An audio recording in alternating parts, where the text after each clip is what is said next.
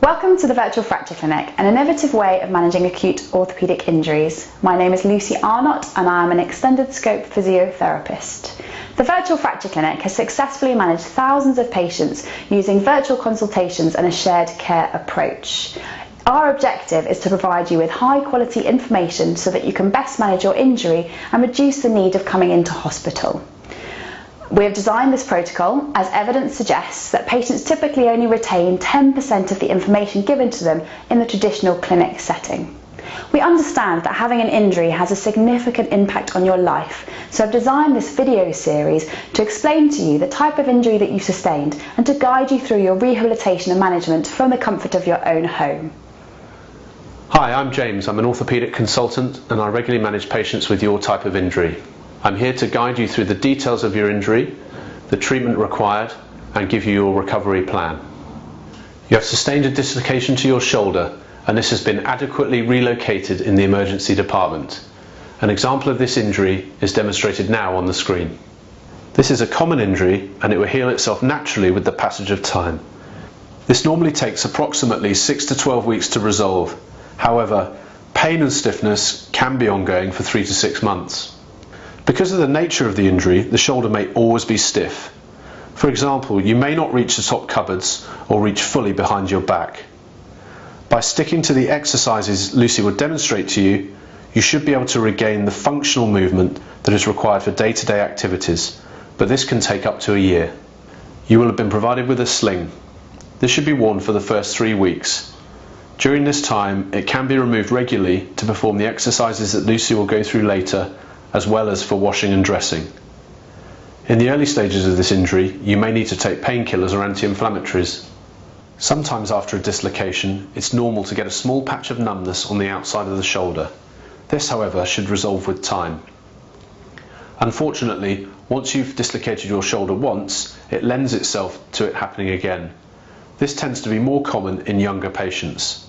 If this does become the case, then surgical stabilisation options can be discussed with an upper limb specialist. If you're over 55, there is a higher chance you can injure the muscles that sit around the shoulder, known as the rotator cuff. For this reason, an appointment with an upper limb specialist will have been requested and will be sent to you in the post. If you do not have a follow-up appointment, and after 3 months you're still experiencing significant pain or swelling, then please do not hesitate to contact us for a further consultation. We would also like you to contact us if you're experiencing significant pain or symptoms away from the site of the injury. One of the only things we know that can slow down healing is smoking. If you do smoke, it would be advisable to stop, at least for the duration of the healing process. Further information on how to stop smoking can be found on the NHS smoke-free website or be obtained from your GP.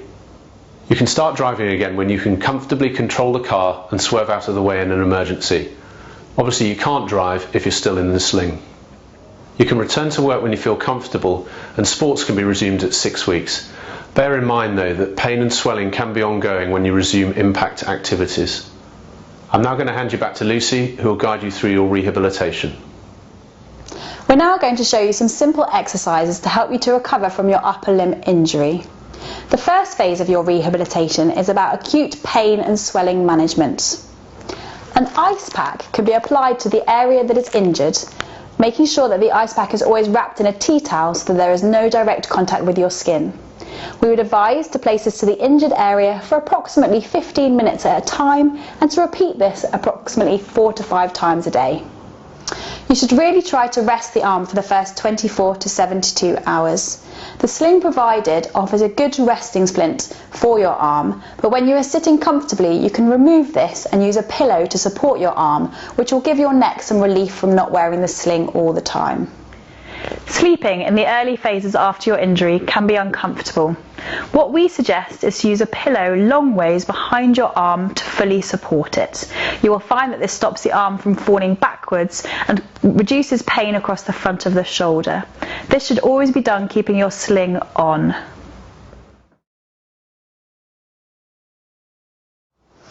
It's really important in the first stage of your rehabilitation to remove your sling to do the following exercises 3 to 4 times a day. The first exercise is for your hand and wrist. You can move your wrist in an upwards and downwards position, getting a good stretch at that joint. You can also use your fingers to make your fist and splay your fingers. Once you can do this without any pain, you can use a pair of socks that you put into a ball to add some resistance to this exercise. This is really good to help with reducing the swelling that you may get in your hand. The next exercise is for your elbow, okay? You need to practice straightening your elbow and bending it towards your mouth. You may find this a little bit difficult in the early stages, but it's important to slowly increase the range of movement that you get every day. The elbow also works in rotation, so the other way to exercise your hand is to move your hand from facing palm up to palm down.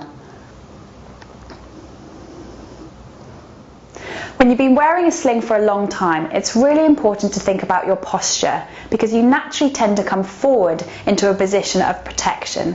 What I want you to think about is growing tall and bringing your shoulders back so that you get a stretch across the front of your chest. I'd advise to hold this position for approximately 30 seconds and to repeat this 4 to 5 times a day. I'm going to show you from the side so you can really appreciate this exercise.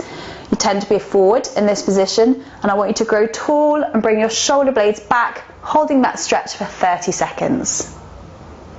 The next exercise is called pendulum exercises, and these are really great for getting some early range of movement of your shoulder and to provide you with the space that you need to get in and wash your armpit. I'd advise to hold on to a firm surface, bring your feet into a step stance position and gently lean forward, letting your arm come forward with it. You can then move your arm in a forwards and backwards momentum, just like the pendulum from a clock. You can also do this in a sideways movement and in a clockwise rotation. I would advise to do this exercise for between a minute and a minute and a half, again 4 to 5 times a day.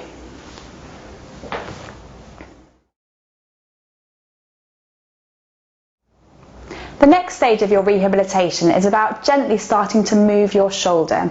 We do these via exercises known as active assisted range of movements. The first movement direction is to hold onto your hand with your good arm and gently guide it up in the air. I want you to repeat this about 10 times, nice and slowly, really thinking about the quality of the movement. For this first stage, I don't want you to be lifting your arm any further than 90 degrees. The other position that your arm moves in is a rotational way. For this, I would advise to get a stick or something that you can use to hold on to. You place your arm firmly with an overhand grip onto the stick and use your good arm to lever your arm outwards. The important thing to remember with this exercise is that you keep your elbow nice and close by your side. I'll show you this from the side view also, rotating your arm outwards. If you don't have a stick to hand, you can do this quite simply by using your other hand to guide the movement. These exercises you should do about 10 repetitions on both exercises, about 4 to 5 times a day. The third stage of your rehabilitation is about regaining range of movement and strength in your shoulder. The first exercise is bringing your arm straight up in front of you as far as you can comfortably. It's important that you think of your posture when you're doing this exercise and don't try any trick movements to get further than you would naturally. The next exercise is to rotate your thumb outwards and do a similar movement but in a nice big arc. Once again, just go as far as you feel able to, and each day hopefully this will improve a little bit. The third exercise is rotation of the arm, so bend your elbow to 90 degrees and rotate your forearm outwards. With this exercise, it's really key to keep your elbow nice and close to your body. I'd like you to try and do all of these exercises approximately 10 times and to repeat them 4 to 5 times a day. Don't be surprised if in the early stages you struggle to get the range of movement of your shoulder. These exercises will take time to develop. If you're struggling with any of these exercises and you come in to see us in the clinic, we can always advise that you see a physiotherapist who can help you with a structured re-strengthening programme if need be. Thank you for watching our video. If you have any further questions with regards to your injury or your rehabilitation, please do not hesitate to contact us. Because we value your opinion, in the future we may ask you for some patient satisfaction information. We would really appreciate if you could let us know how you found this service so that we can help model it for future patients.